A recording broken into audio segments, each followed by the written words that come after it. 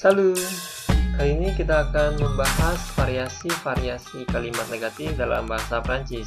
Kalau pada dua video sebelumnya kita telah melihat bagaimana membentuk kalimat negatif dengan menambahkan ne sebelum kata kerja dan pa atau kata keterangan negatif lain setelah kata kerja. Kemudian kita juga telah melihat pembentukan kalimat negatif dengan menempatkan kata kerjanya di awal kalimat, juga pembentukan kalimat hanya. Sekarang kita pada bagian akhir ini akan melihat variasi-variasi negatif lainnya. Contohnya, yang akan kita bahas itu adalah sans, tanpa, ne pas, non plus, tanpa pas, jamais, personne, dan rien, negatif dari partitif, penggabungan negatif. Ini lebih ke keterangan tambahannya. Saya mulai dulu dengan sans, tanpa. Ini merupakan penyangkalan dari avec atau dengan. Umumnya artikel kata benda dihilangkan setelah penggunaan sans. Contohnya, elle sort avec un imperméable et avec un parapluie. Dia keluar dengan sebuah jas hujan dan dengan sebuah payung.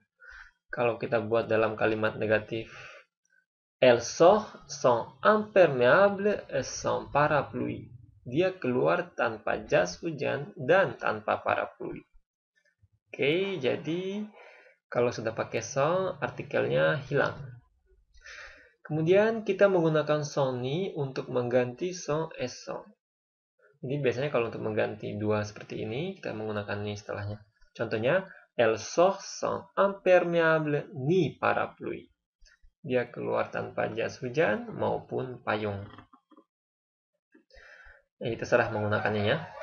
Kemudian ne pas untuk tidak. Jadi membuat negatif infinitif. Contohnya, il me dit de ne pas pleurer. He tells me not to cry. Oh ya, kalau dalam bahasa Inggris not to. Dia mengatakan ke saya untuk tidak menangis. Ne pas, untuk tidak. Il me dit de ne pas le faire. Dia mengatakan kepada saya untuk tidak melakukan itu. Il me dit de ne pas aller. Dia mengatakan kepada saya untuk tidak pergi. He tells me not to go. Atau, il me dit de ne pas y aller. Dia mengatakan kepada saya untuk tidak pergi ke sana. Selanjutnya kita melihat non plus. Ini dalam bahasa Inggris neither dan either, juga tidak. Non plus merupakan ekspresi negatif yang menggantikan juga atau dalam bahasa Prancis aussi.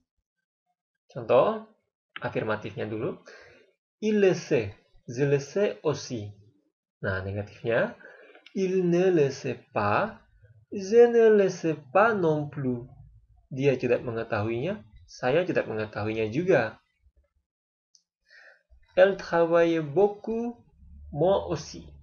Dia bekerja banyak atau sering, saya juga. Kalimat negatifnya, elle ne travaille pas beaucoup, ni moi non plus. Dia tidak bekerja banyak atau sering, atau dia tidak banyak bekerja, saya juga. Atau saya juga tidak. Oke. Sekarang untuk tanpa pa. Biasanya pa dihilangkan atau tidak dicantumkan. Pa mungkin tidak dicantumkan setelah savoir, pouvoir, oser, dan cesser ketika diikuti oleh infinitif. Contohnya, il ne sait que faire, he doesn't know what to do. Dia tidak tahu harus berbuat apa. Il ne peut la comprendre. Dia tidak bisa memahaminya. Il n'ose le faire. Dia tidak berani melakukannya. Il ne cesse de neiger. It doesn't stop snowing. Salju tidak atau belum berhenti. Oh ya, il di sini bukan il dia laki-laki ya, tapi ini impersonal. Nanti ini kita lihat pembuatan kalimat impersonal. Sekali lagi, kadang-kadang pa tidak dihilangkan setelah kadang-kadang pa dihilangkan setelah savoir, pouvoir, oser, dan cesser. Sekarang kita lanjutkan ke jamais. Jamais yang tidak pernah, tapi di sini sans makna positif ya. Jamais tanpa ne berarti ever atau at any time atau untuk penekanan. Êtes-vous jamais allé à Paris? Did you ever go to Paris? Apakah kamu pernah pergi ke Paris? Si jamais tu le rencontres, dis-lui de m'appeler. Si jamais, if ever you met him, kapanpun kamu bertemu dengannya, dis-lui de m'appeler. Tell him to call me. Katakan padanya untuk menelpon saya. Si jamais il reste de place, tu en veux? Lebih tepat kalau kita lihat bahasa Inggrisnya ya, if by any chance there are ticket left, do you want any? Jika suatu saat masih ada tempat, apakah kamu mau? Plus que jamais, more than ever, moins que jamais, less than ever, pire que jamais, worse than ever. Jadi plus que jamais, lebih dari yang pernah ada. Moins que jamais, kurang dari yang pernah ada. Parah, pire, ini parah. Dalam bahasa Inggris worse, ya, yang paling parah lah, que jamais.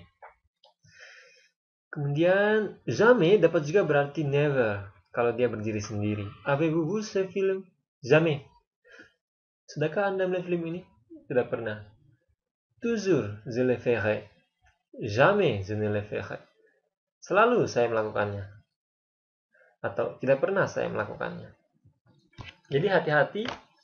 Jamais itu berarti tidak pernah, seperti contoh yang ini. Tapi dia juga bisa berarti atau bermakna positif. Atau mungkin ada kata déjà, sudah. Êtes-vous jamais allé à Paris? Ini juga mungkin bisa. Êtes-vous déjà allé à Paris? Oke. Kalau kamu pernah pergi ke Paris, ini sering dalam percakapan ya. Si jamais il reste de place, tu en veux? Atau si jamais tu le rencontres, dis-lui de m'appeler. Jika kamu bertemu dengannya, katakan untuk menelepon saya. Selanjutnya, personne dan rien. Personne dan rien bisa berdiri sendiri. Qui est arrivé? Siapa yang tiba? Personne. Tak seorang pun. Qui me demande? Siapa yang menanyakan saya? Personne. Tak seorang pun. Personne le sait. Tak seorang pun yang tahu. Kalau sebelumnya kita telah melihat personne ne le sait. Tak seorang pun yang tahu. Jadi dia bisa juga berdiri sendiri. Kemudian avant de soupçonner personne, renseigne-toi. Sebelum menuduh seseorang, carilah dulu informasi yang lengkap. Qu'est-ce qui ne va pas? Rien.